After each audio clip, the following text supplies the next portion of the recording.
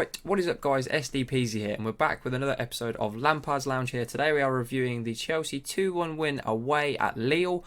Very crucial result, especially with Ajax winning both their games, and we've now got the back-to-back games home and away to Ajax, so very crucial that we won tonight, and obviously we did manage to get a 2-1 victory. So let's get to jump into the team sheets and see what I thought of the two starting 11s.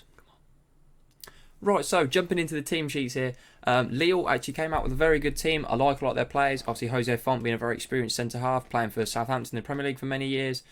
Their attacking player, the keeper actually was pretty decent, to be fair. He made some good saves. Their attacking three of Ikone, Bamba and Osimhen. Osimhen, young striker. All three of them are quite young, actually. Really good attacking trio. Obviously losing Nicolas Pepe in the summer, their best player to Arsenal. Obviously a big loss for them. Obviously carried them, well, didn't carry them, but very much helped them in getting their 2nd in the French league last year in Ligue 1. But it looks like they've used that money well and bought wisely. Obviously Bamba was already there, but they have bought in that Osimhen. I believe they bought in Ikone as well, and a couple of other players, including Renato Sanchez on the bench. They're a very good player. Very good player, not given the right opportunities for me. Hopefully he can recover his career at Lille and really start making a name for himself like he did for Portugal in the Euros. And obviously Loic Remy, an ex-Chelsea boy on the bench there. I was just sad he didn't come on. It would have been nice to see him come on. Obviously very influential in the 2015 season where we actually we won the league under Jose. So a lot of respect for him, and I was a bit sad he didn't get to come on, but that's just how it is. Obviously Osimhen scoring a good I say a good header. He literally just ran into the box and wasn't marked, because zonal marking's a thing nowadays. Don't talk to me about it. We'll do it in a minute. 3-4-2-1 for Chelsea. I liked it. I did actually like the idea of Azpilicueta being at centre half rather than right backs. For weeks I've called for him to be dropped from right backs. He's not good enough. And Reece James played there, which, to be fair, I think if he hadn't got booked, he probably would have played the 90 minutes. But at 70 minutes in the Champions League is unreal, really. I mean, I know he got booked, but he was actually brilliant, really. He was going forward, putting crosses in the box. He was overlapping Willian. He was doing everything that I want him to do, like as an experienced fullback, and he's only 19, so I literally couldn't have more praise for him. Tomori was literally the best player on the pitch, in my opinion. He was absolutely unreal and got a really nice assist through to Abraham for his goal. And then the attack, I pretty much just loved the team in general. There wasn't anything I'd change based on. Well, probably wasn't anything I'd change based on the players on the bench. Probably Hudson-Odoi starting, but obviously when he came on, made such a big impact, and obviously getting the assist for Willian's winning goal. So I mean, I literally can't complain. We were really good. I was really happy all round with the Chelsea performance. Just a few things we need to work on. So let's have a talk about them now on my thoughts of the game. So here we go into the positives first. Obviously, the youth pressure. What youth pressure? Obviously, everybody talks about Chelsea's youth players. Would they hack it on an away day in Champions League? We bossed it. They just did. They bossed Lille about. Reece James and Tomori were excellent at the back. Mount didn't have his best game, but he was still involved. He was running around. Tammy Abraham scoring a great goal. They bossed it.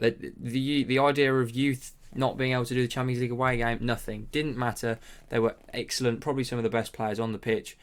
No fault for them. Literally was so happy with how they played. And obviously Tomori, I'm going to ideal, because he was, for me, for my man of the match, world class. Absolutely brilliant. Just literally, I'm so amazed at how young he is. That obviously he, for me, when Rudiger is fit again, and hopefully Rudiger is fit soon, him and Rudiger should be the starting centre-half partnership without a shadow of a doubt. No one else should be ahead of them. They are 1 and 2 for centre-half. It's as simple as that. Tomori was absolutely brilliant. Even from a corner towards the end of the game, he actually gave the ball away himself.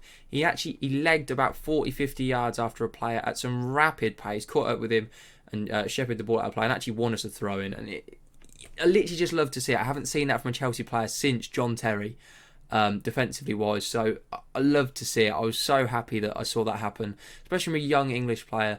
It was just nice to see. I'm going to talk about another player, Spain's number 1 goalkeeper. Don't want to trigger any of you, get any bites from any Liverpool fans out there. Obviously, Adrian, and a few Man United fans don't fancy De Gea anymore. But Spain's number 1. It was brilliant. He made 3 or 4 world-class saves, including obviously one where he came out to the player's feet. Could have given away a penalty, but timed it excellently.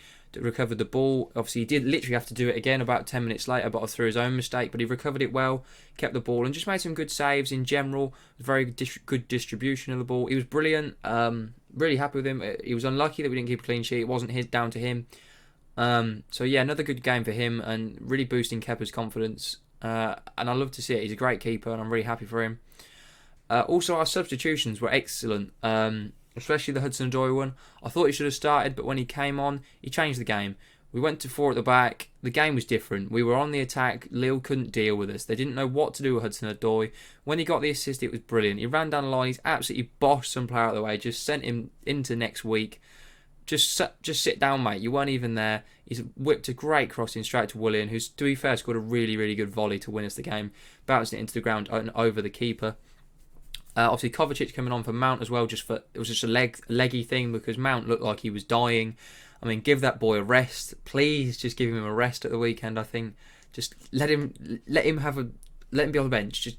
Just you're killing him. Like, he's really good, but needing to be fit. And obviously Pedro coming on as well.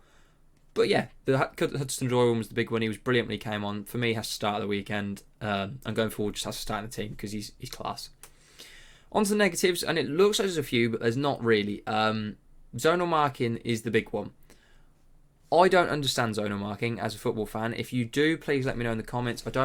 I've not yet to see, even with Pep Guardiola doing it at City, they do it at Liverpool, they do it at almost every top club now. I'm yet to see a single positive to the situation. You concede goals because you're not marking. The player gets a run on you. He gets the higher jump. He has the momentum. He's going to score because you're not marking him. But you end up marking him anyway when he runs to you. So why not just start with him and man mark him the whole way? I don't get it. I really don't get it. Zonal marking literally is something I literally have a passionate hatred for. And I don't understand why it is even a thing. That needs sorting out, because if Chelsea are going to continue zonal marking, it's going to stress me out every week. But if we're going to zonal mark, do it properly. Have players in the zones. We literally were marking along the 6-yard box, left a massive 5-yard gap for that Usman to run into, and he scored a header. It shouldn't happen against a top club like Chelsea. It should not happen. Simple as that. If you're going to do zonal marking, do it properly. But for me, just don't do it at all. It's crap. It doesn't work. I don't like it. If you can find me a positive in it, then I'll be amazed, because I don't see any. And obviously that led on to defensive nerves. I wouldn't say defensive nerves. Defensive nerves is maybe a bit harsh. We just still look a bit shaky at the back. Just every now and again, you have moments where you look at our defence and think, oh God, Jesus Christ, bit tense, bit tight. Just there isn't a full confidence or a leader in there. Which is obviously, I think when Rudiger comes back, he will become that leader and he will take that role on, and the defence will improve. I think he just needs to be in there so he can marshal and take control of that defence. And as soon as he does, I think the defensive nerves will just disappear. So I'm not actually too worried about that. And one thing I was questioning is, why was there no Pulisic even in the squad? He wasn't even on the bench. Now for me, he's better than Pedro. He's better than Willian. Hudson-Odoi and Mount should be our 2 go-to attackers, and the wide sort of or number 10 positions, but for me, he's definitely third. For why he's not in the team, it may be because of his comments about game time of the week. Maybe they were ill-timed or said out of place. I don't know, but for me, he should be in the squad, and I have to question that one because I didn't get why he wasn't. So, there we go, another episode of Lampard's Lounge. A very satisfying but very hard-fought win for Chelsea. And believe me, it was very tense and horrible. We like to do things the hard way, don't we? Yeah, it's a bit of a heartache when you watch us. It really is edge of the seat stuff. Just because you're literally shit scared, we're just going to make a mistake and cock things up. But we didn't. It's a great win. It's what we needed.